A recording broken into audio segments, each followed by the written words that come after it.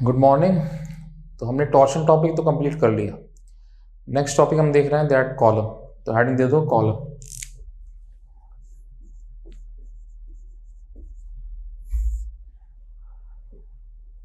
Column that conventional question तो नहीं पूछा। अगर आप इसके लास्ट 10-15 साल के क्वेश्चन देखते हो तो कन्वेंशनल तो नहीं आया, लेकिन ऑब्जेक्टिव में ईएस के ऑब्जेक्टिव में एक से दो क्वेश्चन ऑब्जेक्टिव में रहते ही। एज डायरेक्ट शीयर से बेंडिंग में बीम में हमने पढ़ा था डायरेक्ट शीयर स्ट्रेस, उसका कन्वेंशनल क्वेश्चन भी कभी नहीं पूछा था, लेकिन पिछले 4 साल में लगातार दो बार 20-20 नंबर के क्वेश्चन पूछती है। तो पूछा नहीं इसका मतलब ये नहीं कि कभी नहीं पूछेगा, कुछ भी आ सकता है, हमें सब कुछ प्रिपेयर रहना चाहिए। तो अदरवाइज ऑब्जेक्टिव तो आते ही हैं, एक से दो क्वेश्चन ऑब्जेक्टिव रहते ही हैं कॉलम के ईएस के ऑब्जेक्टिव पेपर में। बाकी दैट कन्वेंशनल में नहीं पूछा कई साल से, लेकिन आ सकता है, तो हमें कन्वेंशनल के लिए भी प्रिपेयर करना है। तो वो तो कन्वेंशनल बैच में अच्छे क्वेश्चन करते हैं बहुत बड़े वाले, लेकिन तब भी पूरा कॉन्सेप्ट पता रहना चाहिए हमारे पास, खाली कैलकुलेशन वाला पार्ट रह जाए। तो हम देख रहे हैं दैट कॉलम जैसे फॉर एग्जांपल हम कोई भी स्ट्रक्चर डिजाइन करते हैं, बीम है, दैट बिल्डिंग बना रहे हैं, ब्रिज बना रहे हैं, कोई भी स्ट्रक्चर हम डिजाइन कर रहे हैं दुनिया में, वो बिना बीम और कॉलम के डिजाइन नहीं होगा। वहाँ बीम का भी यूज़ है, कॉलम का भी यूज़ है। तो बीम का हमने स्टडी कर लिया, बीम पे हमने उसका एसएफडी, बीएमडी, डिफ्लेक्शन, उसकी stresses, bending stress, direct shear से सब कैलकुलेट कर लिया। तो स्ट्रक्चर डिजाइनिंग में बीम डिजाइनिंग तो हो गया, that very important part. Next अब कॉलम का डिजाइनिंग देख रहे हैं। कॉलम क्या है, दैट मीन हम कोई भी जब स्ट्रक्चर डिजाइन करते हैं तो कॉलम क्या है, जो ऊपर वाला स्ट्रक्चरल पोर्शन है उसके वेट को नीचे वाले स्ट्रक्चर पर ट्रांसफर करता है। तो जब ऊपर वाले स्ट्रक्चर का वेट नीचे वाले स्ट्रक्चर पर ट्रांसफर कर रहा है तो यानी वो हैवी कंप्रेसिव लोड बियर कर रहा है। अब प्रॉब्लम क्या है कि वो हैवी कंप्रेसिव लोड जो उसकी लॉन्ग एक्सिस से पास नहीं करता, प्रैक्टिकल कंडीशन तो ऐसा ही रहता है। तो इसलिए जरा सा भी एसेंट्रिसिटी मिला, अब वो लोड बहुत हैवी है तो इसलिए बहुत हैवी बेंडिंग मोमेंट मिलता है, तो उससे बेंडिंग स्ट्रेस वगैरह भी आता है। तो एक्सियल स्ट्रेस तो आ ही रहा था, साथ साथ बेंडिंग स्ट्रेस भी है, तो उस सब की कैलकुलेशन भी यहाँ जुड़ता है। तो वही सब हमको डिटेल में स्टडी करना है। तो कॉलम का मैक्सिमम पोर्शन तो आप जो फिजिकल इंटरप्रिटेशंस हैं वो सब तो आप आरसीसी में देखोगे, मैथमेटिकल पार्ट हम यहाँ देखेंगे, तो इससे वो आरसीसी में आपको हेल्प रहेगा। जो कॉलम जो है that is a part of strut का पार्ट है। स्ट्रक्चर में स्ट्रट क्या है, एक्सियल कंप्रेसिव लोड बियर करता है। तो स्ट्रट क्या है, स्ट्रट आपका दैट हॉरिजॉन्टल भी हो सकता है, ऐसे आपका इंक्लाइन भी हो सकता है, और ये वर्टिकल भी हो सकता है ऐसे इस तरह से। तो हॉरिजॉन्टल, इंक्लाइंड, वर्टिकल किसी तरह से बन सकता है। तो ये इसमें क्या लॉन्ग कंप्रेसिव फोर्स लग रहा है, that is a part that strut. तो ये हॉरिजॉन्टल, इंक्लाइंड, वर्टिकल स्ट्रक्चर में कैसे भी यूज कर सकते हैं, डिपेंड है लोडिंग कंडीशन पे। तो ये जो वर्टिकल स्ट्रट है जो हम बिल्डिंग्स में और घरों में यूज कर रहे हैं, that is called the column. So column that is a part of strut. ये जो वर्टिकल स्ट्रट बिल्डिंग्स में हम घर में यूज करते हैं, दैट इज कॉल्ड कॉलम। तो कॉलम क्या है कि ऊपर वाले स्ट्रक्चर के वेट को नीचे वाले स्ट्रक्चर में ट्रांसफर कर रहा है, तो इसलिए वेट ट्रांसफर हो रहा है तो हैवी कंप्रेसिव लोड लेता है। तो ये जो वर्टिकल स्ट्रट इसको बना है, जैसे मान लो ये कॉलम डिजाइन करें, तो ये फ्रंट व्यू है, तो ये क्रॉस सेक्शन है ऐसे, तो यहाँ पे लोड अप्लाई किया तो क्रॉस सेक्शन ऐसे था, तो ये दैट एक्सिस ऐसे बना। तो ये जो लॉन्गिट्यूडल एक्सिस मान लो लोड यहीं से पास करे इस तरह से, पी मान लो लोड ये आपका पी ऐसे ही पास कर रहा होता है। तो इसमें क्या कि लोड लॉन्गिट्यूडल एक्सिस से पास कर रहा है तो कोई बेंडिंग वेंडिंग नहीं है, दैट मीन क्रॉस सेक्शन के हर पॉइंट पर कंप्रेसिव स्ट्रेस है, ऐसे बन रहा है इस तरह से। तो क्रॉस सेक्शन के हर पॉइंट पे compressive stress sigma C, that P divide by area cross section, ऐसे कैलकुलेट कर दिया इस तरह से आगे। बट लेकिन एक्चुअली प्रैक्टिकल ऐसे होता नहीं है कि लोड आपका लॉन्ग एक्सिस से ही पास कर जाए, दैट लोड आपका थोड़ा बहुत एसेंट्रिसिटी मिलेगा ही मिलेगा। तो इसलिए अगर प्रैक्टिकल एप्लीकेशन देखें तो ये कॉलम ऐसे दिया, ये क्रॉस सेक्शन है, तो लोड कहीं थोड़ा इधर से पास कर रहा है, तो इसको इतना एसेंट्रिसिटी मिला। तो एसेंट्रिसिटी चाहे भले बहुत कम हो बट लोड बहुत हैवी है, तो पी इंटू ई से बेंडिंग मोमेंट बहुत हैवी बनता है, तो हैवी बेंडिंग स्ट्रेस आता है। तो ये हैवी बेंडिंग स्ट्रेस मिला, तो इसलिए यहाँ पे इसमें आपका एक तो डायरेक्ट नॉर्मल से पी लोड ट्रांसफर कर दो, जैसे बीम में था, ब्रैकेट हटा दिया, फोर्स मूवमेंट ट्रांसफर कर दिया, ऐसे पी फोर्स यहाँ ट्रांसफर हो जाएगा सेंट्रॉइड पर, और मूवमेंट ट्रांसफर हो जाएगा पी इंटू ई का। तो जो पी लोड ट्रांसफर हुआ उससे P by direct compressive stress आ गया इस तरह से, और प्लस दैट बेंडिंग भी आएगा। तो बेंडिंग में क्या होता है, क्रॉस सेक्शन में आधा टेंशन आधा कंप्रेशन, तो हाफ टेंशन हाफ कंप्रेशन ऐसे बना इस तरह से। अब प्रॉब्लम क्या है, जब स्ट्रक्चर हम डिजाइन करते हैं तो कॉलम क्या है, कॉलम देखा होगा ना बिल्डिंग में, ब्रिज में, हर जगह। तो कॉलम क्या है, वो कंक्रीट का कॉलम। अब कंक्रीट क्या, कंक्रीट होता है ब्रिटल मटेरियल। अब ब्रिटल में प्रॉब्लम क्या है, ब्रिटल मटेरियल स्ट्रांग है आपका कंप्रेशन बट वीक होता है टेंशन। तो इसलिए ये जो डायरेक्ट कंप्रेसिव स्ट्रेस है इससे कोई प्रॉब्लम नहीं है, लेकिन ये जो बेंडिंग का ये टेंशन वाला पार्ट आ रहा है इससे प्रॉब्लम। क्यों? बिकॉज ये टेंसाइल स्ट्रेस बढ़ता जाएगा तो टेंशन की वैल्यू बढ़ती जाएगी। कंक्रीट वीक है आपका time, because brittle material weak है टेंशन में, तो इसकी वजह से प्रॉब्लम हो सकता है, फेल कर सकता है। तो इसलिए हम क्या करते हैं, जब स्ट्रक्चर डिजाइन करते हैं तो कंक्रीट का कॉलम है, बीच में स्टील का रेनफोर्समेंट करते हैं। आप देखा होगा कभी कॉलम डिजाइन होता है बीच में स्टील रहता है। स्टील क्या डक्टाइल मटेरियल है, वो स्ट्रांग है आपका टेंशन में, इसलिए जहां पे ज्यादा टेंसाइल स्ट्रेस आ रही है वहां पे स्टील का रेनफोर्समेंट कर लेते हैं। इसलिए कॉलम जो है वो आपका एक कंपोजिट सेक्शन है, that mixture of concrete and steel. Concrete compressive bear कर लेता है और स्टील जो टेंसाइल में स्ट्रांग है, बिकॉज कंक्रीट वीक है टेंशन में, इसलिए वहां पे स्टील का रेनफोर्समेंट कर दिया, तो वो स्टील वाला पार्ट बियर कर लेता है। लेकिन मैथमेटिक्स डिफाइन करता है, जैसे फॉर एग्जांपल अगर हम ये देखें जो क्रॉस सेक्शन दिया है, जैसे ये क्रॉस सेक्शन है इसका टॉप व्यू का डायग्राम, तो मैथमेटिक्स डिफाइन करता है कि आपका दैट मीन जैसे ये क्रॉस सेक्शन है टॉप व्यू, तो इसमें कुछ रेंज, जैसे फॉर एग्जांपल यहाँ बना है जैसे रेक्टेंगुलर सेक्शन में आपका ये कुछ रेंज है, तो अगर आप इस रेंज के अंदर, जैसे ये टॉप व्यू है कॉलम का, तो अगर आप इस रेंज पे लोड लगा दो तो पूरे क्रॉस सेक्शन के हर पॉइंट पर केवल कंप्रेसिव स्ट्रेस आता है। So this region that is called the kern और that is a core of column, that is called kern, that is a core of column. मतलब क्या है कि ये क्रॉस सेक्शन दिखाया है, जो ये टॉप व्यू है इसका, तो ये रेक्टेंगुलर सेक्शन है, तो बीच में इसमें ऐसे रोम्बॉइड शेप बनता है, इसका भी स्टडी करेंगे हम आगे। तो ये जो पोर्शन अगर आप इसमें सारा लोड लगाओ तो पूरे क्रॉस सेक्शन के हर पॉइंट पर कंप्रेसिव स्ट्रेस आता है, कहीं टेंसाइल स्ट्रेस नहीं। So this portion that is a concave region that is called the kern और कोर ऑफ कॉलम। अगर आप इसके अंदर लोड लगाओगे तो पूरे क्रॉस सेक्शन के हर पॉइंट पर केवल कंप्रेसिव स्ट्रेस है। तो इसका स्टडी करेंगे, दैट इंपॉर्टेंट पार्ट। अगर डिजाइनिंग में, कॉलम की डिजाइनिंग में ये इंपॉर्टेंट पैरामीटर है जो आरसीसी में भी आएगा, सोम में, दोनों जगह, तो इसको हम देखेंगे। तो कॉलम जो है मेनली कॉलम को 3 पार्ट में डिवाइड किया। फर्स्ट वन जो है column that is called the long column. Long column क्या है? लॉन्ग कॉलम मेनली आपका बकलिंग से फेल करता है, तो उसके लिए हमारे पास ईलर्स थ्योरी है, हम ईलर्स थ्योरी से डिजाइन करते हैं। सेकंड वन जो है आपका that is called the short column. Short column क्या है? दैट शॉर्ट कॉलम क्रशिंग से फेल करता है, क्रश करता है। जैसे पेप्सी का कैन है, पेप्सी का कैन है, रेड बुल का कैन है, तो उस पेप्सी के कैन के ऊपर आप वेट रख दो तो वो क्या होता है? क्रश कर जाता है, तो क्रशिंग है वो, तो वो हम रैंकाइन थ्योरी से डिजाइन कर रहे हैं। बट प्रैक्टिकल एप्लीकेशंस नहीं है शॉर्ट कॉलम की, क्यों? Because short column that very very small, बहुत बहुत कम लेंथ है, तो उसका प्रैक्टिकल एप्लीकेशन इतना नहीं है। Same third one that is called the intermediate column. Intermediate column में क्या है कि कुछ फाइबर आपका क्रश करता है, कुछ फाइबर आपका बकल करता है, सो that is called the intermediate column, जिसका एप्लीकेशन हम पढ़ते हैं। तो यही 3 है, दैट लॉन्ग कॉलम उसके लिए हम ईलर्स थ्योरी ऑफ बकलिंग पढ़ेंगे, देन शॉर्ट कॉलम दैट उसके लिए रैंकाइन थ्योरी, क्रशिंग से फेल कर रहा है, एंड इंटरमीडिएट कॉलम में कुछ फाइबर क्रश कर रहा है, कुछ बकल कर रहा है। तो इसलिए दैट वो डिपेंड करता है कैसा लोडिंग है, किससे हमको डिजाइन करना है, तो उसका स्टडी देखेंगे हम रैंकाइन थ्योरी। तो एक मेनली 3 पार्ट की कॉलम है। देख लो फिर से एक बार, column that is a part of strut. Strut क्या है? जो स्ट्रक्चरल मेंबर जो हैवी कंप्रेसिव लोड बियर कर रहा है, तो ये हॉरिजॉन्टल, इंक्लाइंड और वर्टिकल कैसा भी बन सकता है। तो ये जो वर्टिकल स्ट्रट है, जिसमें जो आपका बिल्डिंग में और घरों में यूज कर रहे हैं, दैट इज कॉल्ड कॉलम। तो कॉलम क्या है कि ऊपर वाले स्ट्रक्चर के वेट को नीचे वाले स्ट्रक्चर में ट्रांसफर कर रहा है, तो that bearing heavy compressive load. Heavy compressive load ऐसे लगाया, अब अगर ये लॉन्गिट्यूड ऐसे से पास करेगा तो केवल कंप्रेसिव स्ट्रेस आएगी, बट प्रैक्टिकली ऐसा नहीं बन पाता। क्यों? बिकॉज लोड हमेशा यहीं से पास कर दे, that is not possible practically. तो कुछ ना कुछ एसेंट्रिसिटी रहेगा, तो इसलिए सेंटर लॉन्ग एक्सिस से थोड़ा एसेंट्रिसिटी पे तो बेंडिंग भी आ जाएगा, तो इसलिए कंप्रेसिव स्ट्रेस और बेंडिंग स्ट्रेस दोनों आ रहा है। अब प्रॉब्लम क्या है कि बेंडिंग स्ट्रेस में आधा टेंशन है, आधा कंप्रेशन, तो टेंशन वाले पार्ट में कॉलम वीक है बिकॉज कंक्रीट का कॉलम है, तो हमने क्या किया, बीच में स्टील का रीइंफोर्समेंट कर दिया। स्टील डक्टाइल है, स्ट्रॉन्ग है टेंशन में, स्टील वीक है शेयर में, तो यहाँ शेयर का प्रॉब्लम तो कुछ है नहीं, तो इसलिए दैट कंपोजिट सेक्शन बनाया जो कि बेंडिंग वाला पार्ट और डायरेक्ट कंप्रेसिव दोनों को बियर कर रहा है। ये इसका मैथमेटिक्स सिंपल, ये टॉप व्यू का डायग्राम है। अगर आप इस रीजन के अंदर लोड लगाओगे तो पूरे क्रॉस सेक्शन के हर पॉइंट पे केवल कंप्रेसिव स्ट्रेस रहेगा। This portion that is called the kern और कोर ऑफ कॉलम। तो यही सबका स्टडी करना है, सिंपल पार्ट है, बट क्वेश्चन आपका एक नंबर इंपॉर्टेंट है, तो ये पूरा डिटेल हम स्टडी करेंगे, देखेंगे। नोट कर लो इसको पहले इतना।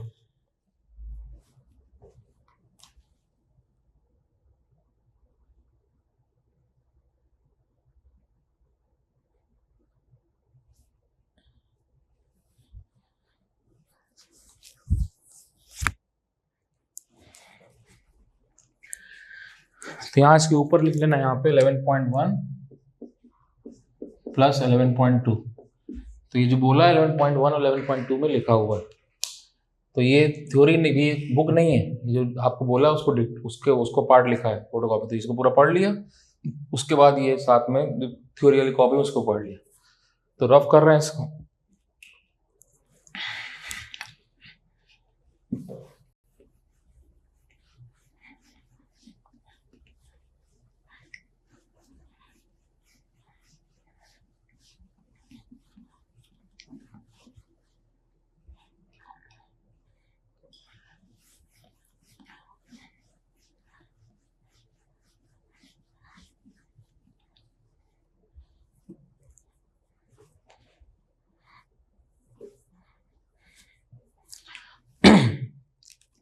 तो 3 तरह का कॉलम है, लॉन्ग कॉलम, शॉर्ट कॉलम और इंटरमीडिएट कॉलम। तो सबसे पहले हम दैट लॉन्ग कॉलम फेल करता है बकलिंग से, तो उसके लिए ईलर्स थ्योरी पढ़ते हैं। तो with that very important concept, तो पहले वही देख रहे हैं, राइटिंग दे दो Euler's theory of buckling.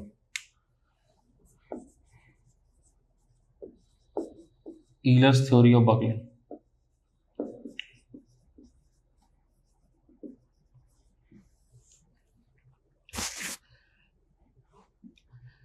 Column different end condition में डिजाइन करते हैं। दोनों साइड फिक्स है, दोनों साइड हिंज है, फिक्स फ्री, एक साइड फिक्स एक साइड फ्री।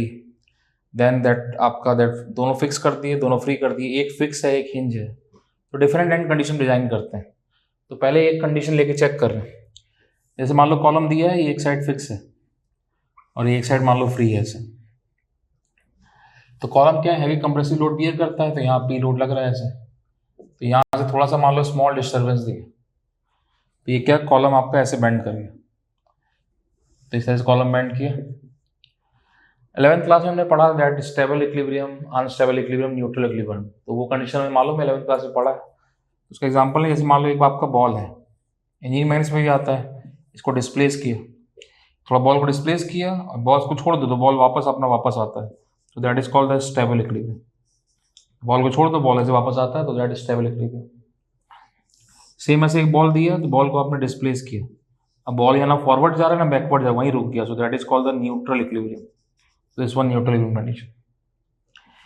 सेम ऐसे ही सरफेस है, बॉल ऐसे था, बॉल को डिस्प्लेस किया, अब ये कंटिन्यूसली फॉरवर्ड जा रहा है, सो that is called the unstable equilibrium. So this one that unstable equilibrium.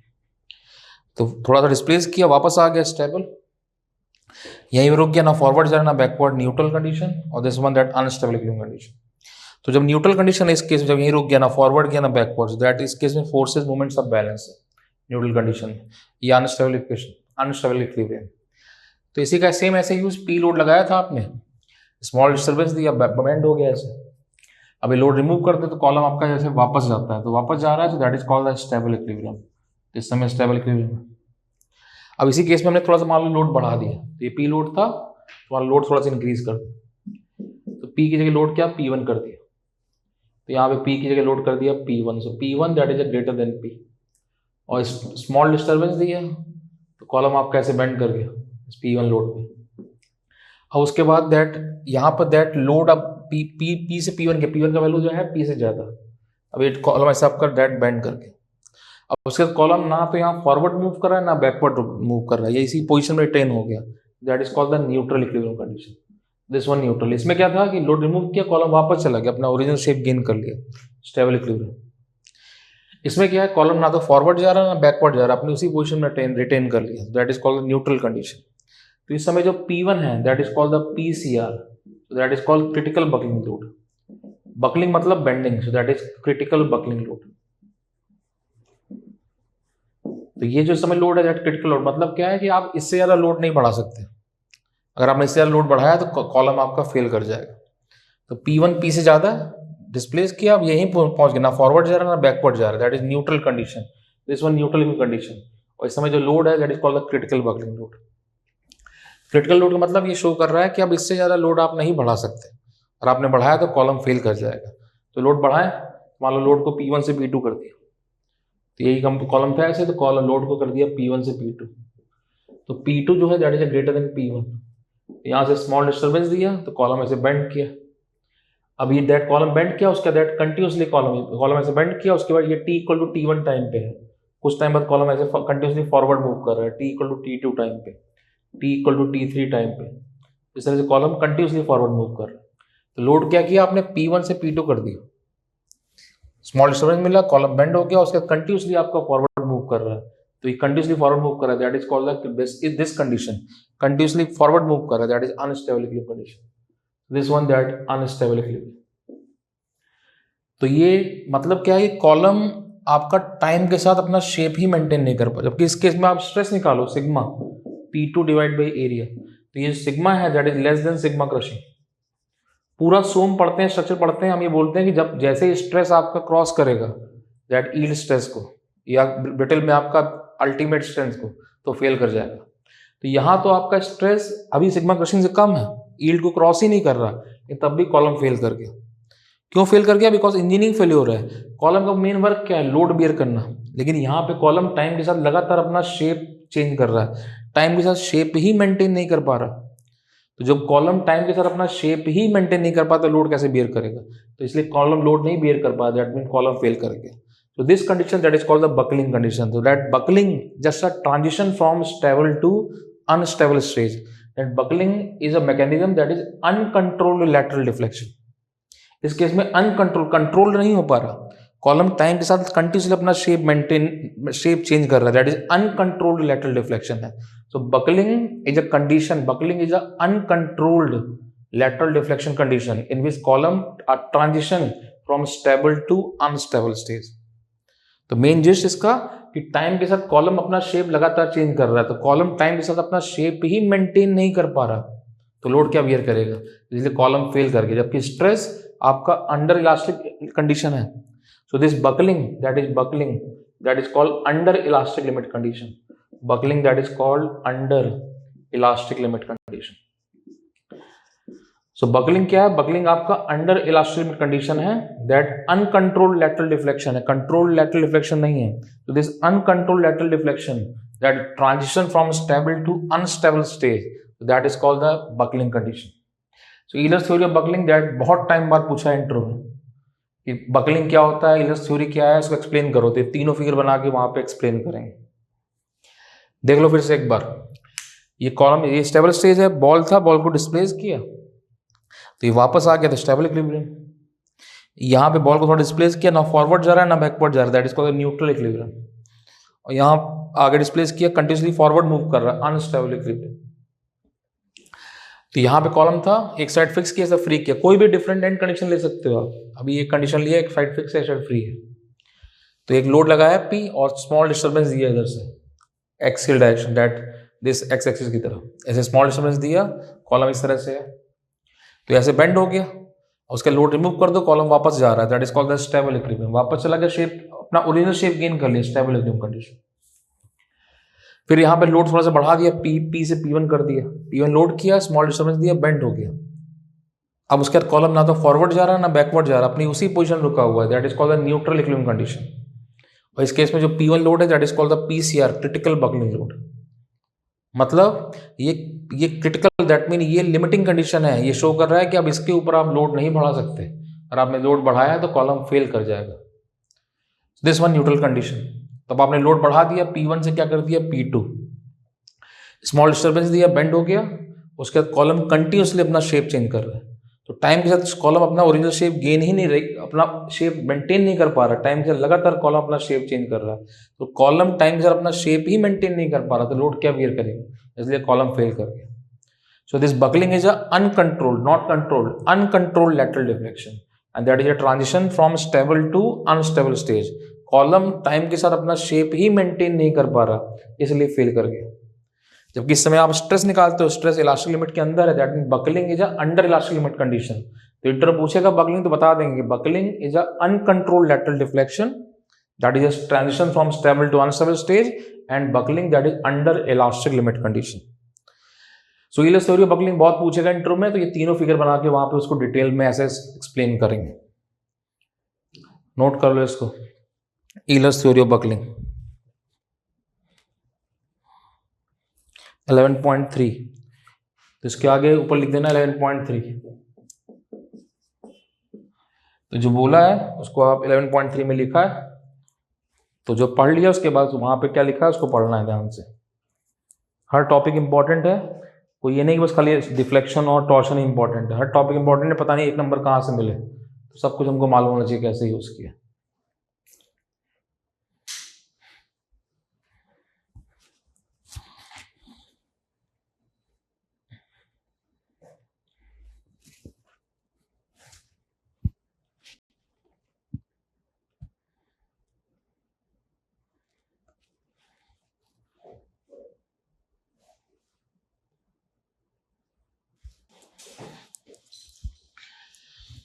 Buckling लिखा है, buckling sorry, buckling condition.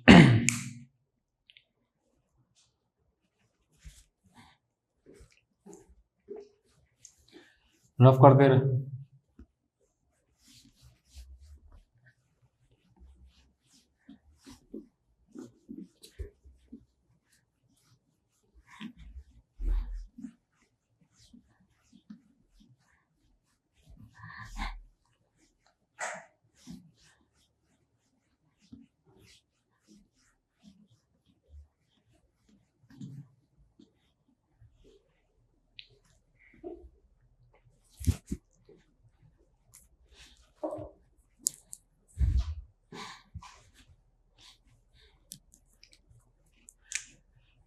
Next heading दो, एनालिसिस ऑफ बकलिंग।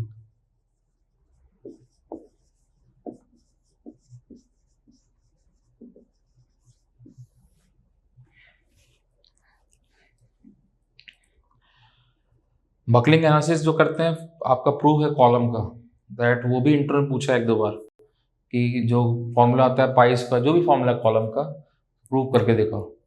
तो बाकी इसका कन्वेंशन में क्वेश्चन बन जाता है, इससे हमें प्रूफ पे पता होगा तो हम कन्वेंशन जो क्वेश्चन थोड़ा चेंज करेगा, जो 20 नंबर में कभी आएगा तो वो हम थोड़ा समझ सकते हैं, तो इसके लिए इसका प्रूफ इंपॉर्टेंट है, तो वो देख रहे हैं। तो कॉलम दिया है दैट दोनों साइड मान लो हिंज है, ऐसे इस तरह से लोड लगा है, तो लोड लगाया तो कॉलम आपका ऐसे बेंड करेगा इस तरह से ऐसे।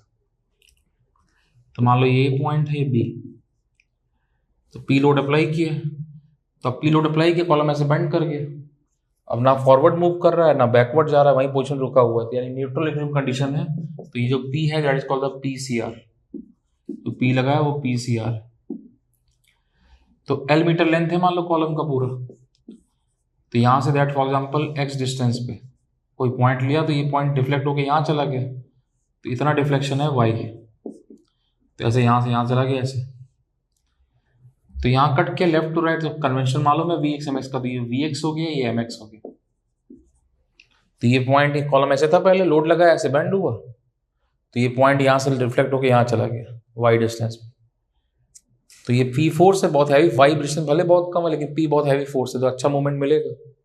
तो लेफ्ट टू राइट कन्वेंशन बता वी एक्स एम एक्स इस तरह से, तो यहाँ पेन रखो, तो कितना होगा minus P into Y, so minus P into Y plus minus M X equal to, beam में ऐसे करते हैं तो left to right convention V X M X, यहाँ पेन रखो, ये anti clockwise minus, anti clockwise minus इस तरह से। एम एक्स क्या होता है E I, M X E I D square Y upon D square, और plus that is a P Y equal to 0, ऐसे लिख सकते हैं। तो फिर यहां से क्या हो गया D square Y upon D X square plus that is a P upon E I into Y equal to 0, ऐसे। अब इसको क्या हम दैट डिफरेंशियल इक्वेशन के फॉर्म में कन्वर्ट करेंगे, तो उसके लिए जो पी अपॉन ई आई इसको कांस्टेंट ले लिया, so P upon E I that equal to M square, तो ये m जो है दैट इज अ कांस्टेंट है, कैसे कांस्टेंट ले लिया, कुछ भी ले सकते हो कांस्टेंट, तो p अपॉन ई है दैट ऐसे एम स्क्वायर। तो d by D X operator d हो गया कैपिटल D, तो ये हो गया डी स्क्वायर वाई, ऐसे D square Y plus M square Y equal to 0। तो यहाँ से क्या हो गया D square plus M square that Y equal to 0। तो ये m कांस्टेंट है, D square plus M square Y equal to 0 ऐसे। तो ये डिफरेंशियल इक्वेशन फॉर्म में कन्वर्ट कर दिया, तो इसका सोल्यूशन क्या होता है complementary function plus P I particular integral, तो अभी राइट साइड तो 0 तो पी आई 0, तो यहाँ से इसका सोल्यूशन क्या है Y equal to A cos M X plus B sine M X, इस तरह से। तो D square plus M square Y equal to 0, differentiation solution Y A cos M X या C one cos M X, A B क्या है constant, तो A B point ना लिखो यहाँ पे कंफ्यूजन होता है, तो ये मान लो पी पॉइंट है, ए बी कांस्टेंट ले लिया वहाँ पे, पी है ये क्यू, या ये आर पॉइंट है, क्यू पॉइंट है ऐसे। तो y इक्वल टू क्या हो गया, A cos M X plus B sine M X, A और बी क्या है, कॉन्स्टेंट। तो अब देखो जरा x ऐसे लिया है तो आर पॉइंट पे x इक्वल टू क्या, y क्या है, डिफ्लेक्शन, y क्या है, डिफ्लेक्शन, तो y जीरो है, और x इक्वल टू एल पर y जीरो है, तो यहाँ रख दो। तो x इक्वल टू जीरो पे y जीरो, तो y जीरो x जीरो पे, कॉस जीरो क्या हो गया 1, तो ये जीरो हो गया, तो यहाँ से a क्या आ गया जीरो, इस वैल्यू y a, ये जीरो हो गया, कॉस जीरो 1, तो a का वैल्यू जीरो। देन उसके बाद y इक्वल जीरो रखा था, x इक्वल जीरो रखा था, फिर x इक्वल टू एल रख दो इसी में, तो x इक्वल टू एल पर y जीरो, तो y zero x equal to L पर, तो ये तो जीरो हो चुका है b, तो क्या हो गया b साइन एम एल, तो यहाँ से sine M L zero, sine M L that zero मतलब sine N pi, general condition ऐसे लिख सकते हो, तो करते हैं 11th क्लास से। तो यहाँ से एम एल इक्वल टू क्या हो गया एन पाई, और m क्या है कांस्टेंट, क्या होगा under root P by E I, तो ये क्या हो गया under root P by E I into L equal to N pi. तो यहाँ से p क्रिटिकल क्या हो गया n square pi square E I upon L square, this value. तो ये बना formula n square pi square E I upon L square. n को चेंज करते जाए, तो n को आप रख दो 1, that is called the single bow condition. So this one that called single bow condition. Single bow condition मतलब that n को 1 रखो, यानी सिंगल बो का शेप बन रहा है ऐसे, तो ये क्या हो जाएगा एक सिंगल, ये दोनों साइड हिंज है, पी लोड लगाया जब आपने, तो सिंगल बो कंडीशन मतलब एक सिंगल बो का शेप बन रहा है ऐसे, n इक्वल टू 1। तो यहाँ पे पी सी आर, तो P C R that equal to pi square E I upon L square, इस तरह से। सेम ऐसे ही n इक्वल टू 2 रख दो, n इक्वल टू 2 रखो, so that is called the double bow condition. So this one that is double bow condition. तो ये दोनों साइड हिंज है ऐसे लिए, पी लोड लगाया, तो यहाँ से डबल बो शेप, तो दो बो का शेप बन रहा है ऐसे, इस तरह से आ रहा है।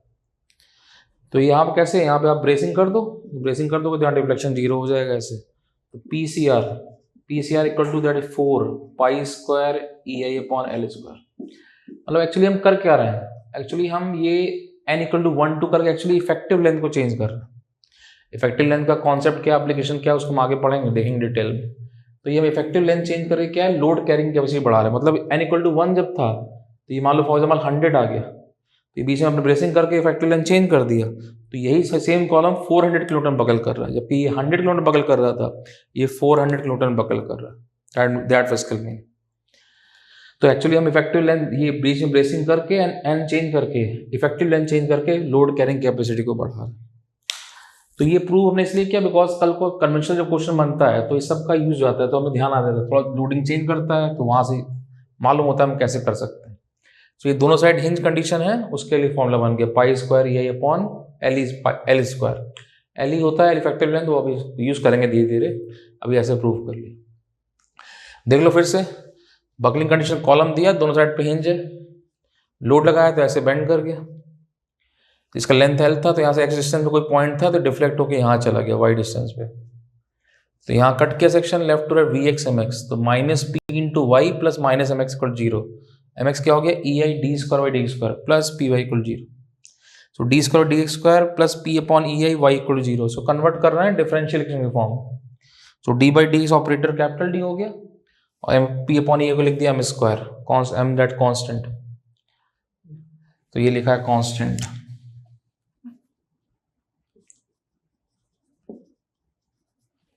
तो D square Y plus M square Y equal zero, तो ऐसे हो गया।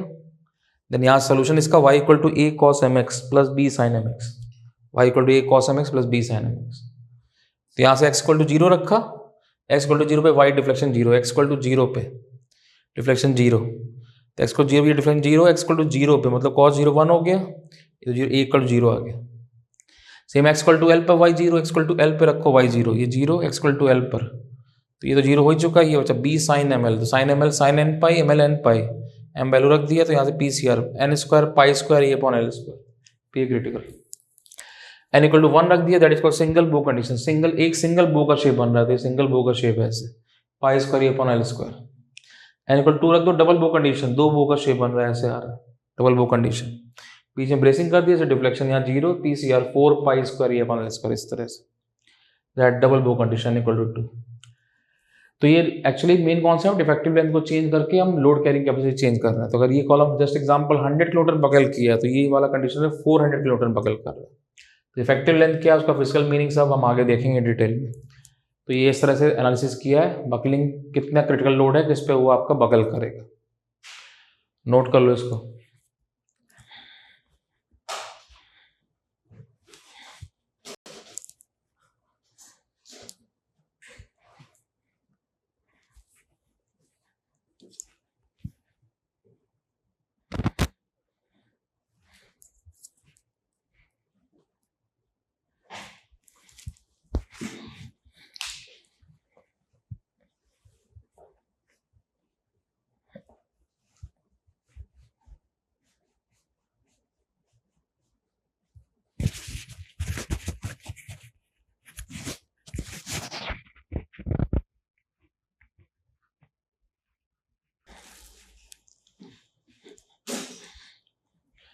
नोट कर लिया होगा तो रफ कर दे रहे हैं इसको।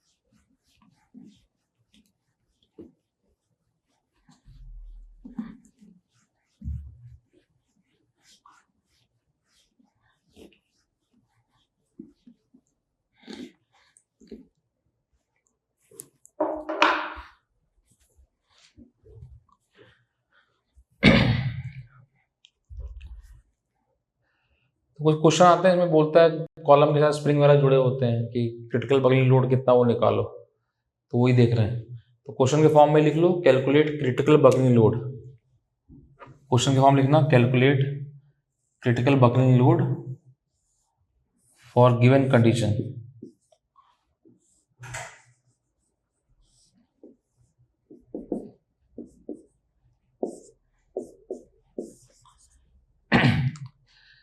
तो डायग्राम बनाते हैं, बीच में थोड़ा स्पेस छोड़ते रहना, कई कंडीशन में हम चेक कर रहे हैं ऐसे।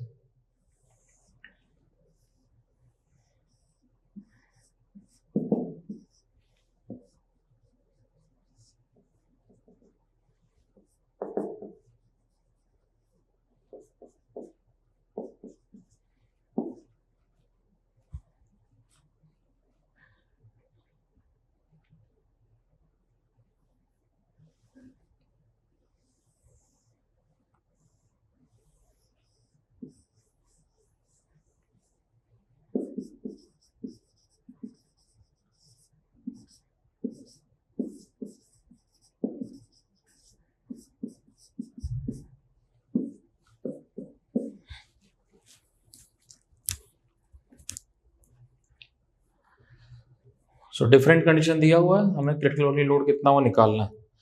क्रिटिकल बकलिंग लोड कब आता है, जब न्यूट्रल कंडीशन होती है। तो न्यूट्रल कंडीशन का इस तरह क्वेश्चन हमने 11th क्लास में करते थे फिजिक्स में, इसमें कॉलम वॉलम में कोई बहुत यूज नहीं। फिजिक्स में क्या होता था, कोई सिस्टम दिया होता था, अब बोलता था किस कंडीशन में आपका, किस लोडिंग कंडीशन तक ये आपका स्टेबल है, कब अनस्टेबल हो रहा है। तो उसमें क्या करते थे, हम एक लोड लगाते थे पी फोर्स का। तो क्या करते थे, पी फोर्स लगा के डिस्प्लेस करते थे थीटा।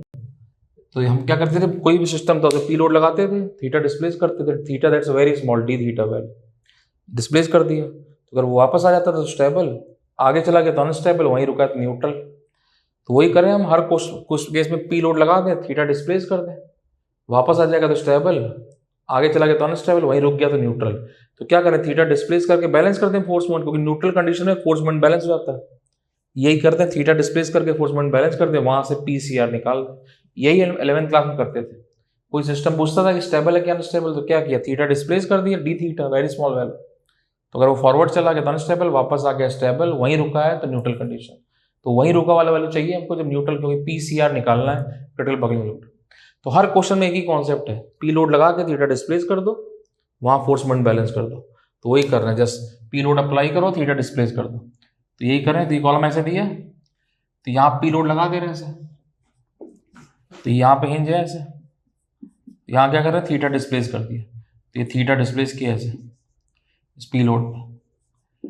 तो ये डिस्प्लेस करो थीटा, तो क्या होगा, स्प्रिंग कंप्रेस होगा, तो कंप्रेस हो गया ऐसे, कितना मान लो ये डेल्टा, ये एल लेंथ है, तो यहाँ से डेल्टा क्या हो जाएगा, एल थीटा। तो ये ऐसे डिस्प्लेस किया। अब अगर ये फॉरवर्ड चला गया तो अनस्टेबल, वापस आ गया स्टेबल, यहीं रुका है तो न्यूट्रल कंडीशन। अब जब स्प्रिंग कंप्रेस हुआ, स्प्रिंग जिधर भी कंप्रेस या एक्सपेंड होता है उसके अपोजिट डायरेक्शन फोर्स देता है। तो ये कंप्रेस कहाँ हो रहा है, ये प्लस एक्स में कंप्रेस हो रहा था, फोर्स कहाँ देगा, माइनस एक्स में। ऐसे एफ एस इक्वल टू कितना, के डेल्टा। तो यहाँ मोमेंट बैलेंस कर दो ये पॉइंट पर, यहाँ पेन रखो, कैसे देगा क्लॉकवाइज, ये कैसे देगा एंटी क्लॉकवाइज। तो क्या हो जाएगा, P into delta equal to कितना, F S into L. This वाला एफ एस क्या है, के डेल्टा, तो P into delta, F S क्या है, के इंटू डेल्टा इंटू एल। तो यहाँ से P C R that equal to K into L. तो के क्वेश्चन में दिया हुआ है, एल दिया है कॉलम का लेंथ, क्रिटिकल बकलिंग लोड निकाल दी।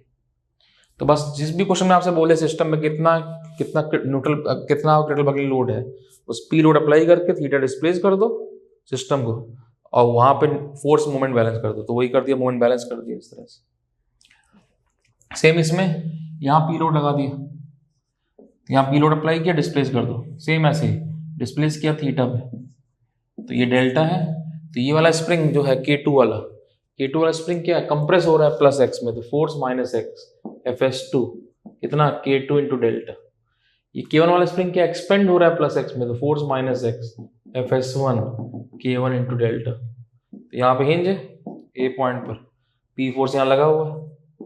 तो यहाँ पेन रखो, ये कैसा दे रहा है, क्लॉकवाइज, ये एंटी क्लॉकवाइज, ये एंटी क्लॉकवाइज। तो क्या हो जाएगा, P इंटू डेल्टा क्या है, Fs1 प्लस Fs2, दोनों एक ही तरह एंटी क्लॉकवाइज इंटू एल। तो यहां से Fs1 क्या है, K1 डेल्टा, सेम ऐसे, तो P इंटू डेल्टा क्या होगा, K1 plus K2 into delta, K1 delta, तो एक साथ लिख दो। तो क्या है ये K1 डेल्टा, ये क्या है K2 डेल्टा इंटू एल। तो डेल्टा कैंसिल, तो यहाँ से पी सी आर क्या आ गया, K1 प्लस K2। तो यहाँ से आपका P C R that K1 plus K2 into L, इस तरह से। तो इस तरह पी सी आर कैलकुलेट कर दी दिस वाला। तो इन सब में क्या था, यहाँ पे लीनियर स्प्रिंग था, यहाँ टॉर्शनल स्प्रिंग है। लीनियर स्प्रिंग में क्या होता है, लीनियर डिस्प्लेसमेंट है, लीनियर मोशन है, डेल्टा 2 mm 3 mm। तो फोर्स क्या होता है, spring force K into delta. जैसे F इक्वल टू होता है M इंटू ए, मास इंटू एक्सेलरेशन, ऐसे टॉर्क इक्वल टू क्या होता है, torque I into alpha. Alpha क्या होता है, एंगुलर एक्सेलरेशन। सेम ऐसे लीनियर स्प्रिंग है, ये लीनियर डिस्प्लेसमेंट, लीनियर मोशन है, 2 mm डेल्टा या 2 mm 3 mm। ऐसे टॉर्शनल स्प्रिंग है, वहां टॉर्शनल दैट एंगुलर मोशन है, थीटा है 2 रेडियन 3 रेडियन, इस तरह से। वहां 2 mm 3 mm 2 रेडियन 3 रेडियन।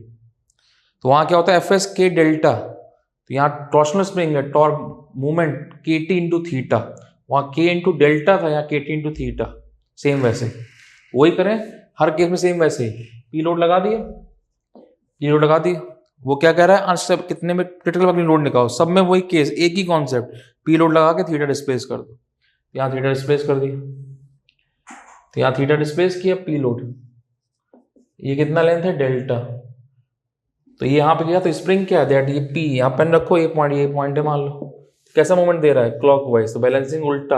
और स्प्रिंग लीनियर स्प्रिंग में के इंटू डेल्टा, यहाँ क्या, के टी थीटा, तो ये K T into theta. Torsional spring है, तो यहाँ से निकाले तो कितना, P into delta that equal to कितना, के टी इंटू थीटा। तो पी डेल्टा क्या है, L theta equal to K T into theta. So P C R that equal to K T by L. तो K T दिया है, L दिया है, तो यहाँ से कितना क्रिटिकल बकलिंग लोड है वो निकाल दिया। तो कॉलम में पूछता है आपसे कितना क्रिटिकल बकलिंग लोड कंडीशन है डिफरेंट अरेंजमेंट बना के। तो सब में एक ही कॉन्सेप्ट है, इसमें कोई कॉलम वॉलम का यूज नहीं हुआ।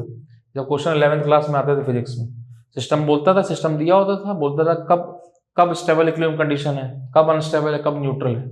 तो हम क्या करते थे, वहां पे सिस्टम को थीटा डिस्प्लेस करते थे, अगर वो फॉरवर्ड चला गया तो अनस्टेबल, वापस आ गया स्टेबल, वहीं रुका है तो न्यूट्रल। जब वहीं रुका है न्यूट्रल, मतलब सारे फोर्स मोमेंट बैलेंस है। तो वही सब वही कर रहा है, कोई कॉलम का यूज नहीं, वही 11th क्लास की फिजिक्स है। हर क्वेश्चन जब भी आपसे पूछे क्रिटिकल बकलिंग लोड कितना निकालो, बस सिंपल पी लोड लगा के थीटा डिस्प्लेस कर दी। अब इसमें अगर ये फॉरवर्ड चला जाए तो अनस्टेबल, वापस आ जाए तो स्टेबल, वहीं रुका है तो न्यूट्रल। तो हमें पी सी आर निकालना है, क्रिटिकल बकलिंग लोड मतलब न्यूट्रल कंडीशन चाहिए। तो वही करते हैं, थीटा डिस्प्लेस करके मूवमेंट बैलेंस कर दिए। हर क्वेश्चन में वही फिजिक्स का कॉन्सेप्ट, और कुछ नया नहीं। तो वही किया, पी लोड लगाया यहाँ पे, थीटा डिस्प्लेस कर दी, theta that's a very small value D theta. तो यहाँ पेन रखो, ये स्प्रिंग कंप्रेस हुआ, स्प्रिंग कंप्रेस हो रहा है प्लस एक्स में, resisting force minus X direction में, F S K into delta. Spring जिधर भी एक्सपेंड या कंप्रेस होगा उसके अपोजिट डायरेक्शन में फोर्स देगी। तो कंप्रेस कहाँ हो रहा है स्प्रिंग, प्लस एक्स में, तो फोर्स माइनस एक्स। तो पी यहाँ पेन रखो, P into delta clockwise that F S into L. F S क्या हो गया, के डेल्टा, तो यहाँ से पी सी आर के इंटू एल। तो के दिया आपको, एल दिया, तो यहाँ से पी सी आर निकाल दिया। सेम दो स्प्रिंग जोड़ दिया ऐसे, फिर वही थीटा डिस्प्लेस किया, तो ये K2 स्प्रिंग कंप्रेस हो रहा है प्लस एक्स में, force minus x. K1 spring that expand हो रहा है प्लस एक्स में, फोर्स माइनस एक्स रेजिस्टिंग। तो यहाँ पेन रखो, P इंटू डेल्टा, ये एंटी क्लॉकवाइज स्प्रिंग का, ये भी anti clock, Fs1 plus Fs2 into L. Fs1 कितना, K1 delta, Fs2 K2 delta, तो यहाँ से PCR that K1 plus K2 into L, delta cancel, calculate कर दिया। अभी तक लीनियर स्प्रिंग था, अब टॉर्शनल स्प्रिंग ले लिया। Torsional spring that spring rotate कर, linear spring linear displacement 2 mm delta, torsional spring torsional angular displacement theta, radian 2 radian 3 radian, इस तरह से। तो यहाँ पी डिस्प्लेस किया थीटा, स्प्रिंग रोटेट कर गया थीटा, तो यहाँ पेन रखो, ये कैसा मूवमेंट दे रहा है, क्लॉक वाइज, रेजिस्टिंग उल्टा एंटी क्लॉक वाइज। तो P into delta equal to K T into theta, delta K L theta, यहाँ वैल्यू पुट किया, तो P C R K T by L. तो जब भी किसी कॉलम क्वेश्चन में कोई भी अरेंजमेंट दिया हो, आपसे पूछे क्रिटिकल बगल लोड निकालो, सब में एक ही कॉन्सेप्ट है, पी लोड अप्लाई करके थीटा डिस्प्लेस कर दो, मोमेंट बैलेंस कर दो। यही 11th क्लास में करते थे हम, वही कर रहे हैं, कुछ भी नया नहीं है, वैसे ही यूज कर रहे हैं। अब इसके एक दो क्वेश्चन और देखेंगे, नोट कर लो पहले इतना।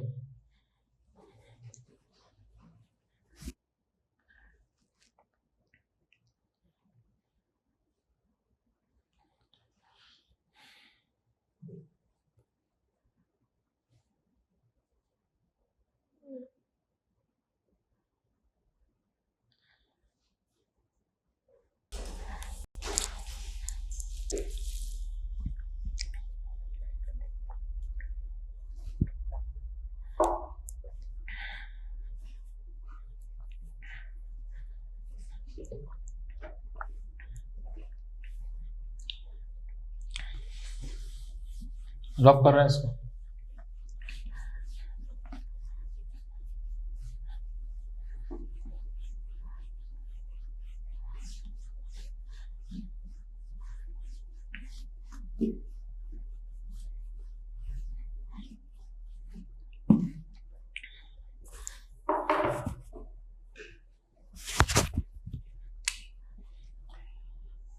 नेक्स्ट क्वेश्चन,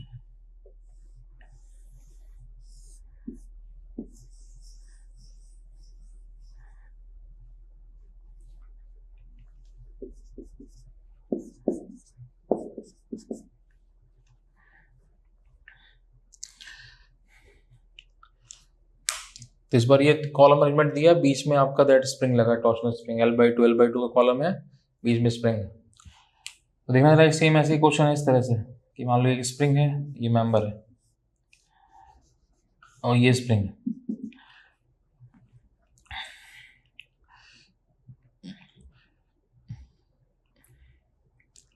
तो देखो जरा एक मिनट, इसमें कॉन्सेप्ट देखें। ये मान लो ऐसे अरेंजमेंट दिया है, ये दो स्प्रिंग मान लो ऐसे दिए, बीच में एक ब्लॉक है। मान लो ये वाला स्प्रिंग जो है, ये आपका मान लो फॉर एग्जांपल 2 mm कंप्रेस हो जाए, जस्ट एग्जांपल ऐसे दिया अरेंजमेंट। मान लो ये वाला स्प्रिंग 2 mm कंप्रेस हो जाए इधर, और ये वाला स्प्रिंग इधर 2 mm कंप्रेस हो जाए, तो स्प्रिंग कितना एक्सपेंड हो रहा है, 4 mm। ये वाला मेंबर जो है स्प्रिंग, ये सॉरी दैट ये स्प्रिंग 2 mm कंप्रेस हो जाए, ये स्प्रिंग 2 mm कंप्रेस हो जाए, तो कितना एक्सपेंड होगा मेंबर बीच में, 4 mm।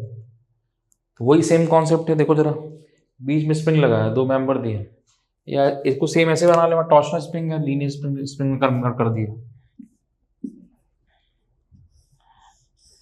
ये मान लो ऐसे दिए, ऐसे मान लो अरेंजमेंट होता। अब ये वाला मेंबर मान लो 2 mm कंप्रेस हो जाए इस तरह, ये वाला मेंबर 2 mm कंप्रेस हो जाए इस तरह, तो स्प्रिंग कितना एक्सपेंड हो रहा है, 4 mm।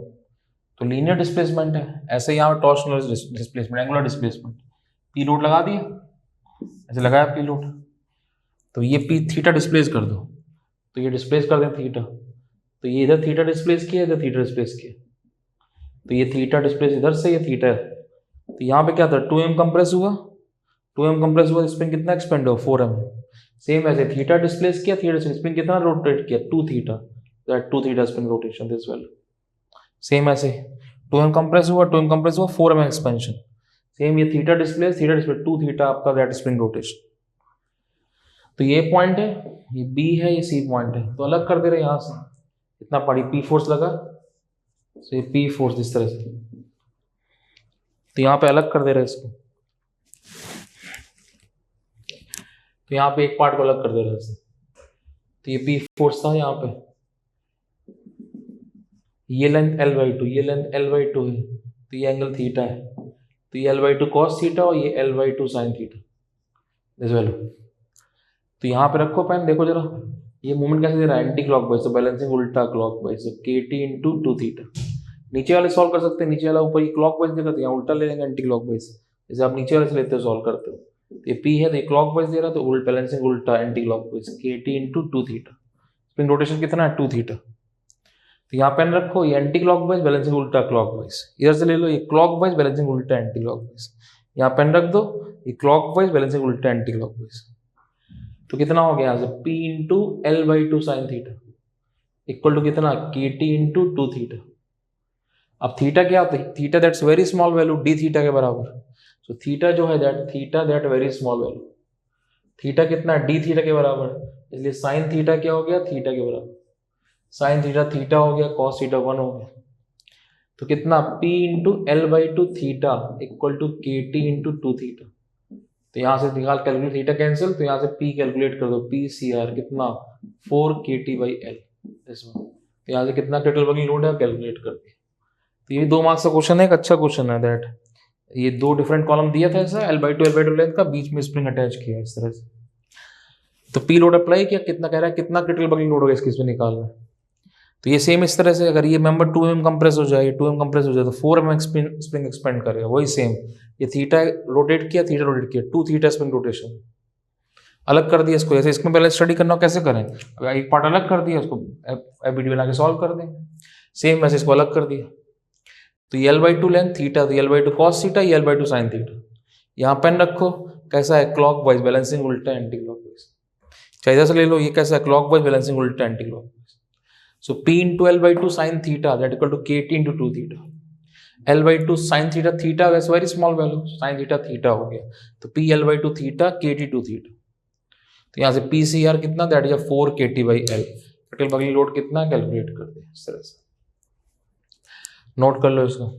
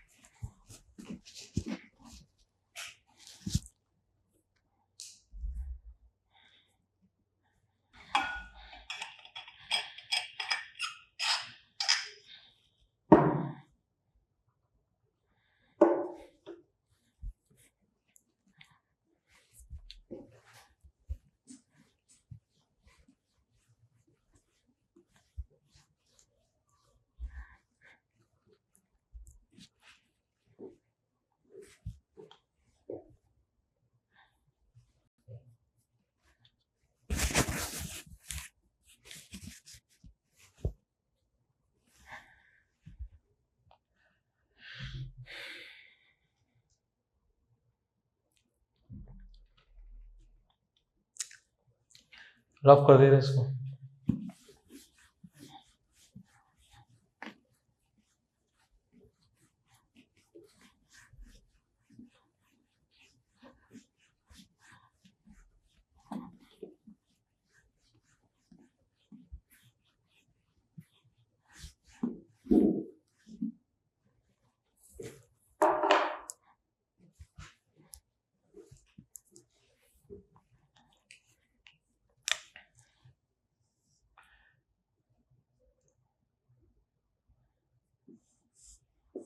नेक्स्ट क्वेश्चन,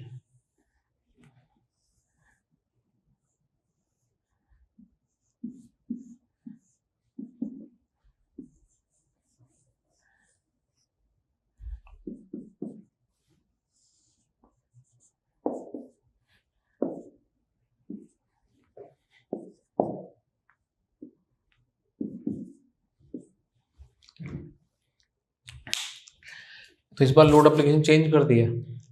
अभी क्या दिया है कि 2 कॉलम दिए हैं सेल मीटर लेंथ का, बीच में टॉर्शनल स्प्रिंग है। पी लोड आपका ऐसे लग रहा है, तो पी लोड लगा है तो बोल रहा है कि जब इक्विलिब्रियम बन जाएगा, फोर्स लगेगा तो डिफॉर्म होगा नीचे की तरफ। तो बोल रहा है कि जब इक्विलिब्रियम बन जाएगा तो कितना एंगल थीटा वो निकालो, दैट मीन इक्विलिब्रियम कंडीशन में कितना थीटा डिस्प्लेस हो वो निकालना। तो वही पूछ रहा है, कह रहा है calculate angle theta at equilibrium condition. तो इक्विलिब्रियम कंडीशन में कितना थीटा होगा वो चेक करना। सो अब देखो जरा सेम, जब एक बाई स्प्रिंग है कोई सिंपल, उस पर आप फोर्स लगाते हो तो स्प्रिंग डिस्प्लेस होता है, कंप्रेस होता है। जैसे हम सिंपल एक बात करें स्प्रिंग का, जैसे मान लो एक स्प्रिंग है, आपने यहाँ फोर्स लगाया पी का, तो क्या होगा, स्प्रिंग धीरे धीरे कंप्रेस होता है। तो कंप्रेस हुआ पहले 1 mm, 2 mm, 3 mm, 4 mm, इस तरह से। जैसे मान लो 4 mm कंप्रेस हो गया, उसके बाद रुक गया, तो मतलब क्या है, के इंटू डेल्टा, के इंटू 4 mm पी के बराबर हो गया। लेकिन यहाँ 4 mm जस्ट एग्जाम्पल समझने के लिए, लेकिन ये 4 mm आपका तुरंत नहीं आता है। तो आप क्या करते हो, ये पी लोड अप्लाई करते हो, ये पी लोड अप्लाई किया, स्प्रिंग कंप्रेस हुआ 1 2 3 4 mm। तो जब 4 mm पहुंच गया तो के इंटू 4 आया, वो पी के बराबर था, तभी वहीं रुक गया। जब के इंटू 3 था, तब जब 3 mm कंप्रेस हुआ था, तब बैलेंस नहीं हुआ, तब स्प्रिंग कंप्रेस हो रहा था।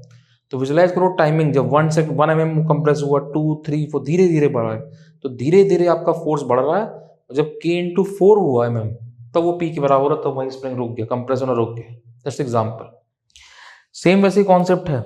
तो यहाँ पे कैसे वर्क डन निकाला आपने, वही तब करते हैं। तो के इंटू 4 दैट, तो यहाँ वर्क डन कैसे निकालते थे आप, तो ये स्प्रिंग था, तो ये वर्क डन कैलकुलेट कर दिया पूरा 1, ये पी फोर्स है, ये डेल्टा, तो 1/2 पी डेल्टा वर्क डन होता है।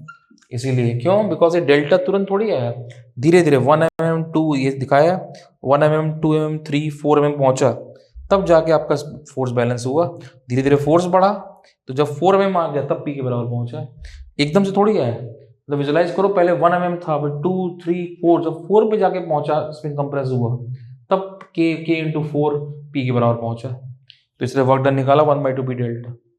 सेम ऐसे यहाँ पे, यहाँ टॉर्शनल स्प्रिंग है, पी लोड लगेगा तो डिस्प्लेस होगा, तो क्या होगा, पहले आपका t इक्वल टू 1 सेकेंड पे कुछ थीटा 1 आएगा, फिर थीटा 2 आएगा, फिर थीटा 3, लास्ट में जाके ऐसे बैलेंस होगा। तो जब ये जैसे 4 mm आ रहा है, वैसे 1 रेडियन 2 रेडियन 3 4 रेडियन जाके बैलेंस हुआ। तो जब यहाँ पे ये 4 रेडियन आ गया आपका यहाँ पे ऐसे, तब इक्विलिब्रियम बना।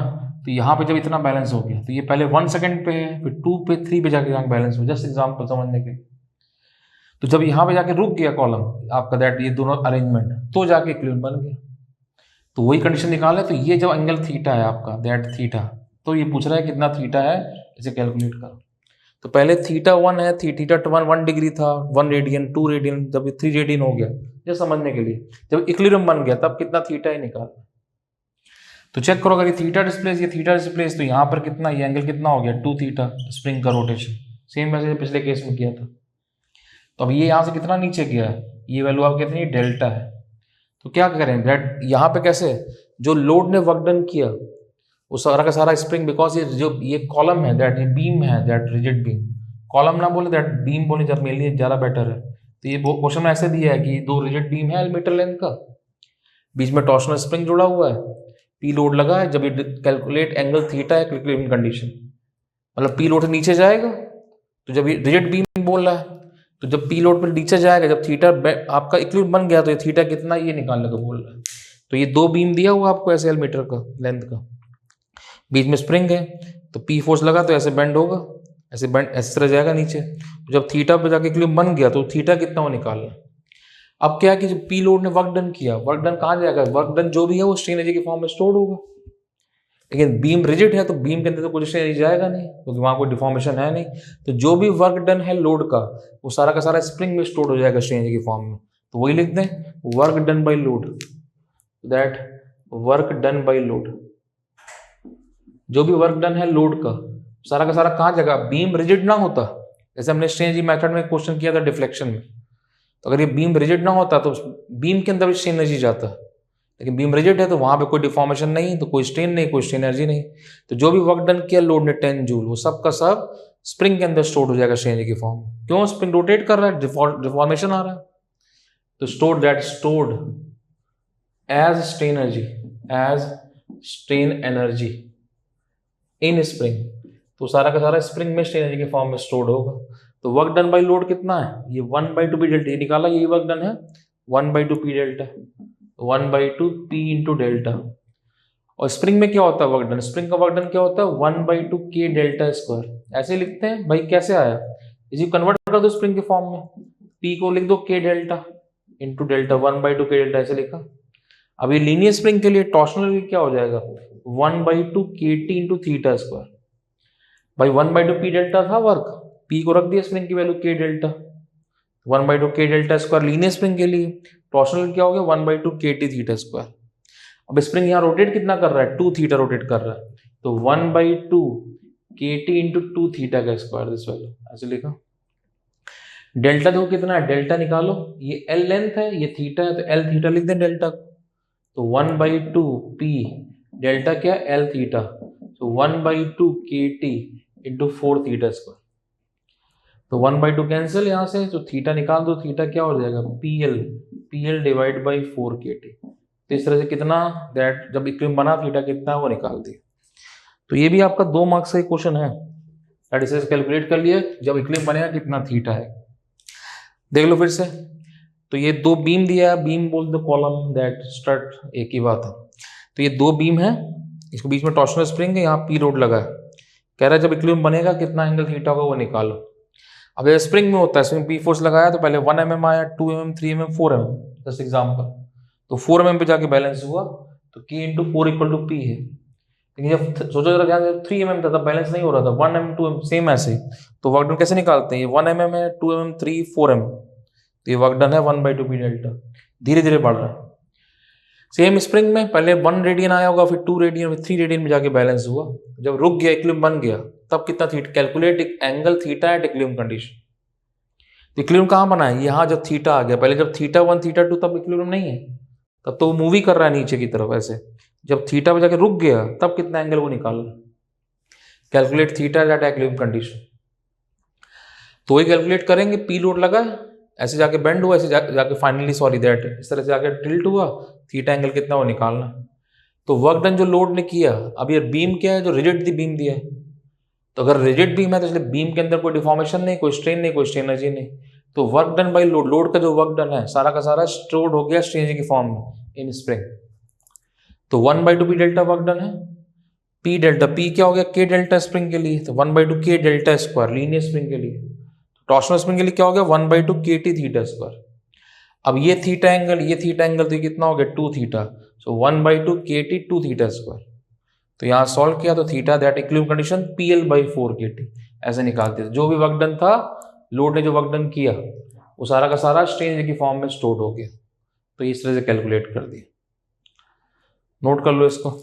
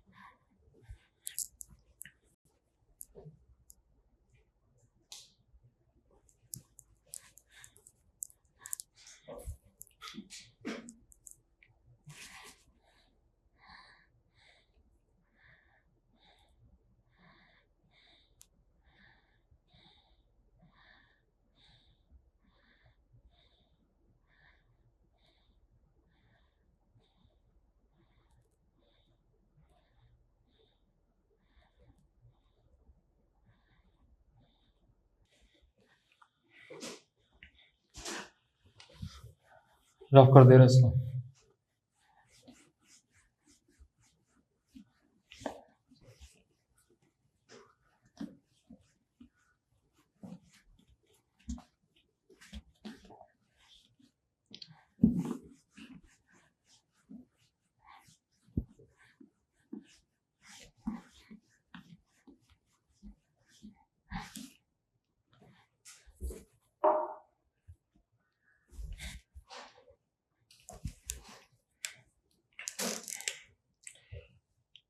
तो एक कॉलम का ही जो हम क्वेश्चन कर रहे हैं, इसमें कॉलम का कोई बहुत यूज नहीं है, लेकिन ये कॉलम का दैट बेस्ट क्वेश्चन है। अब ये 2 मार्क्स का क्वेश्चन है गेट के एग्जाम के लिए, लेकिन कॉलम की बहुत कोई एप्लीकेशन नहीं है, लेकिन कॉलम के अंदर ये आपका बेस्ट क्वेश्चन है दैट 2 मार्क्स के लिए, तो वही देख रहे हैं।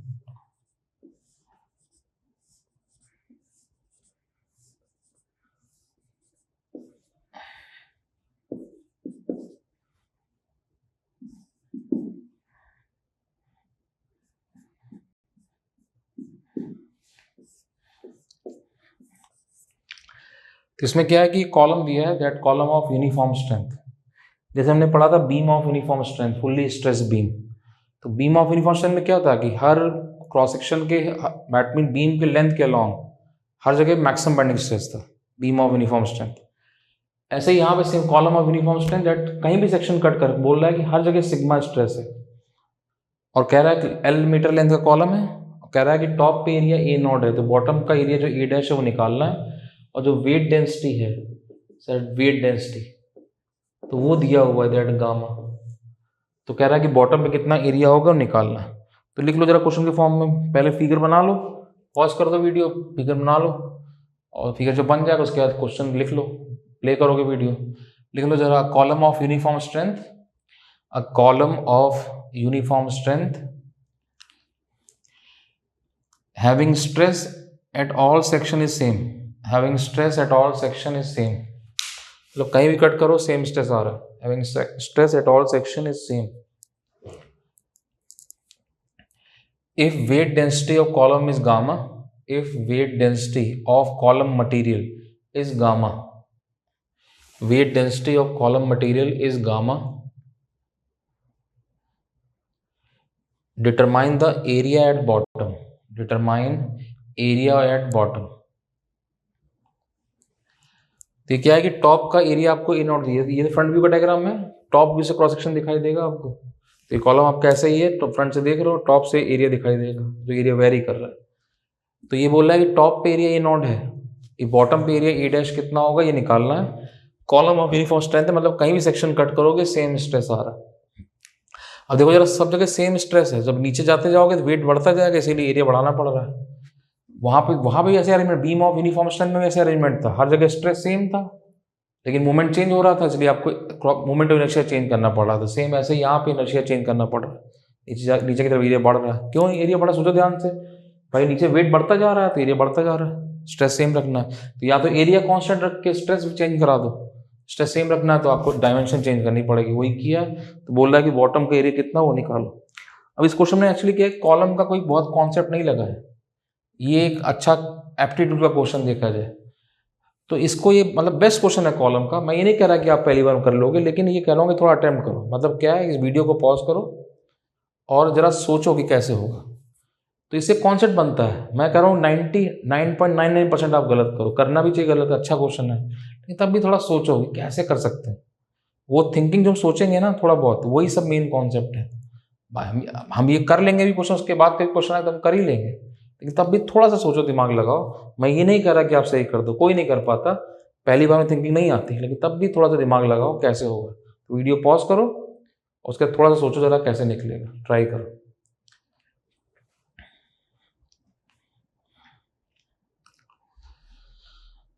तो आप बता रहे हैं, तो आपने वीडियो पॉज कर लिया हो, वीडियो प्ले किया होगा, आपने थोड़ा अटेम्प्ट किया होगा, गलत सही से मतलब नहीं, कुछ भी जो किया आपने, तो उसके बाद आप अब देख रहे हैं कैसे सॉल्व करना।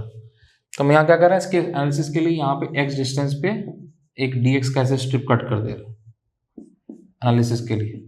तो x पे dx का स्ट्रिप कट किया, तो यहाँ एरिया मान लो a है, तो एरिया चेंज हो रहा है, तो यहाँ पे a प्लस डी हो गया। तो अब देखो जरा, इतना पार्ट अलग कर दे रहे हैं, इसका एनालिसिस करेंगे तो इतने पार्ट को अलग कर दिया। तो स्ट्रेस सेम है, यहाँ सिग्मा कट किया, पूरा कॉलम बैलेंस है, तो हर dx मेंबर बैलेंस होगा, स्ट्रेस तो जगह सेम है ऐसे, तो ये सिग्मा ये सिग्मा। यहाँ बीच में क्या आ जाएगा, wait of the strip, strip का लेंथ कितना है dx, यहाँ एरिया कितना है a, यहाँ एरिया कितना है a प्लस डी है ऐसे। तो ये सिग्मा का वैल्यू देखो जरा, अब पूरा कॉलम बैलेंस है तो हर dx में बैलेंस होगा, तो बैलेंस करो फोर्स, तो सिग्मा इंटू a नीचे की तरफ plus weight of the strip that equal to कितना, sigma into a plus D, ऐसे लिख सकते हैं। Sigma into A plus weight of strip sigma into A plus D. Weight निकाल दो स्ट्रिप का कितना है। So weight of strip weight कितना, m into G, mass into G. Mass क्या होता है, वॉल्यूम इंटू डेंसिटी। वॉल्यूम क्या होगा, area into length, but area vary कर रहा है, इसलिए हम ए से ए प्लस डी है तो क्या एवरेज ले लें, A plus D A by two, but A plus D by two, A के साथ डी बाई टू बहुत स्मॉल तो छोड़ दिए। तो वेट क्या हो गया, एरिया लेंथ कितना है इसका डी एक्स, और डेंसिटी रो इंटू जी क्या हो जाएगा, गामा, दिस वैल्यू कितना हो गया, gamma into A into D X. Area vary कर रहा था तो A plus D A by two लिख लेते हैं, इन A plus D by two में D A by two compare to A बहुत कम तो ए लिख दिया।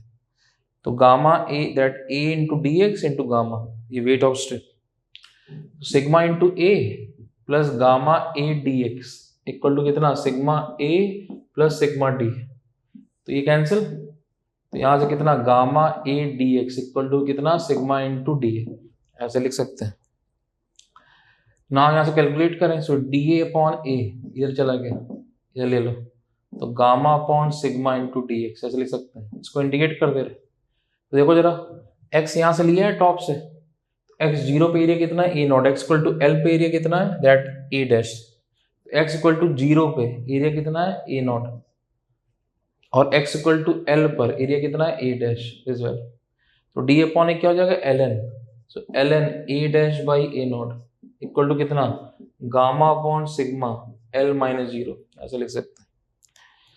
तो यहां से ए डैश देखो कितना हो जाएगा, gamma upon sigma, gamma L by sigma, A nought इधर ले जाओ, that A nought E power that is gamma L upon sigma is well. तो यहां से आपका that A nought A dash equal to A power A nought दिया question में, ठीक है, that A nought E power gamma L upon sigma, gamma value दी L दिया, सिग्मा का वैल्यू सिग्मा दिया, ठीक है। तो यहाँ से ए डैश दिस वैल्यू ऐसे कैलकुलेट कर दिया। देख लो फिर से एक बार जरा, एक कॉलम दिया हुआ है यूनिफॉर्म स्ट्रेंथ का, टॉप पे एरिया ए नॉट है, बॉटम पे एरिया ए डैश कितना वो कैलकुलेट करना।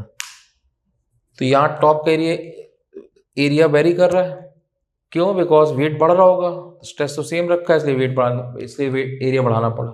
या तो स्ट्रेस चेंज करो, एरिया सेम रखना है तो स्ट्रेस चेंज करो, तो स्ट्रेस सेम रख रहा है इसलिए एरिया बढ़ाना पड़ेगा क्योंकि वेट नीचे की तरफ बढ़ रहा है। देखो जरा, ये जो टॉप वाला स्ट्रिप है यहाँ कितना वेट आएगा, इतना पूरा वेट आएगा, इतना बॉडी का, मतलब आप ऐसे भी कर सकते थे, यहाँ टॉप पे निकालना कैसे लिखते हैं, sigma into A nought plus इतना बॉडी का weight equal to sigma into A, फिर आगे देखो कैसे, सिग्मा इंटू ए प्लस इतना बॉडी का weight equal to sigma A plus D, वही लिख दिया है, सिग्मा इंटू ए प्लस इतना बॉडी का weight sigma A plus D. मतलब कैसे, देखो जरा, यहाँ कितना वेट आएगा पूरा, sigma into A nought plus इतना बॉडी का weight equal to sigma into A, फिर सिग्मा इंटू ए प्लस इतना बॉडी का weight equal to sigma into A plus D, वही लिख दिया, सिग्मा इंटू ए प्लस इतना बॉडी का weight equal to sigma into A plus D. तो X पर डी इसका स्ट्रिप कट कर दिया, पूरा कॉलम बैलेंस है तो बैलेंस रहेगा, तो ये sigma into A plus weight of strip equal to sigma A plus D. Then यहां से दैट वेट स्ट्रिप का निकाल दो, M into G, mass, volume क्या, area cross section into length कितना है, डी एक्स, अब डी एक्स में एरिया वेरी हो रहा है, तो A plus D A by two, तो A plus D A by two A के बराबर, ए के रिस्पेक्ट बहुत कम नेगलेक्ट कर दिया, तो A D X, rho into G क्या हो गया, गामा, तो gamma into D weight strip का, तो sigma A plus weight of the strip sigma A plus D, तो ये सिग्मा ए कैंसिल हुआ यहाँ से, then gamma A D equal to sigma D है, तो यहाँ से इसको इंटीग्रेट कर दे रहे हैं, तो एक्स इक्वल टू जीरो पे, यहाँ पे एक्स इक्वल टू जीरो पे एरिया कितना है, A nought, X equal to L पे एरिया कितना है, ए डैश, तो वही लिखा, एक्स इक्वल टू जीरो पे area A nought, X equal to L पर ए डैश, तो L N A dash by A nought that equal to gamma upon sigma that L minus zero, तो यहाँ से that A dash का value A nought E power gamma L upon sigma से calculate कर दिया। तो ये नहीं कह रहे कि आप पहली बार में आपको क्वेश्चन आना चाहिए, बस ये है कि दैट बेस्ट क्वेश्चन है कॉलम का 2 मार्क्स के लिए। कन्वेंशनल में तो बहुत बड़े क्वेश्चन बनते हैं, वो कन्वेंशनल बैच की बात है, वहाँ करेंगे, लेकिन अच्छा थिंकिंग है बिकॉज एप्टीट्यूड का क्वेश्चन है, गेट के लिए बिल्कुल आइडियल क्वेश्चन है 2 मार्क्स के लिए, नोट कर लो इसको।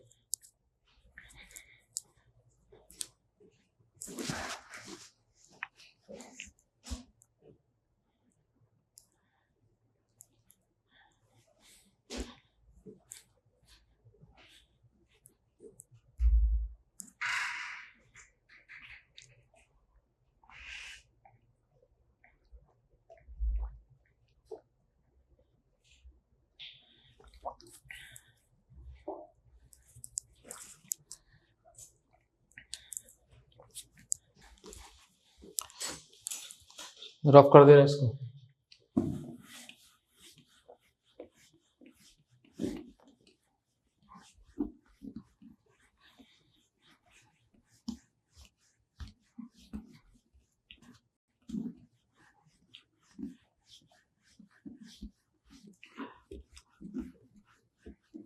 कॉलम के अंदर क्या है कि बाइएक्सियल बेंडिंग का बहुत अच्छा एप्लीकेशन आता है, दैट बाइएक्सियल बेंडिंग ऑफ कॉलम।